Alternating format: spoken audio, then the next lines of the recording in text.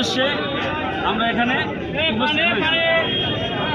এবং বাংলাদেশ জাতীয়তাবাদী rickshaw van auto চালক দল, আপনারা জানেন গত 13ই জানুয়ারি আমাদের বিএনপির সম্মানিত চেয়ারম্যান আমাদেরকে গুলশান কার্যালয় ডেকে আমাদের সাথে মত বিনিময় সভা করেছেন।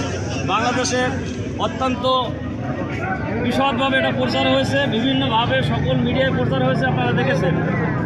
অতএব আমাদের সম্মানিত চেয়ারম্যান আমাদেরকে এতটা মূল্যায়ন করেছেন রিক্সা ভ্যান অটো চালক দলের সদস্যদেরকে, তা সারা বিশ্ব এটা নিয়ে আলোচনা করতেছে আমাদের সারা দেশে।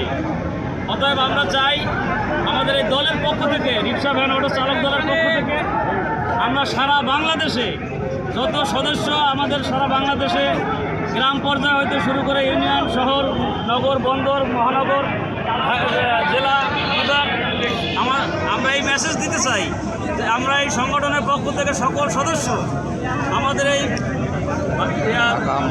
বিএনপির চেয়ারম্যান জনাব তারেক রহমানকে এদেশের রাষ্ট্রনায়ক হিসেবে আমরা দেখতে চাই এবং এই লক্ষ্যে আমরা কাজ করতে চাই ইনশাআল্লাহ। এবং আগামীতে যদি বাংলাদেশে আমরা কোনো ভালো নেতার দিকে তাকাই, তাহলে আমরা যদি ভালো নেতা দেখতে চাই তাহলে আমাদের তাকাতে হবে তারেক রহমানের দিকে।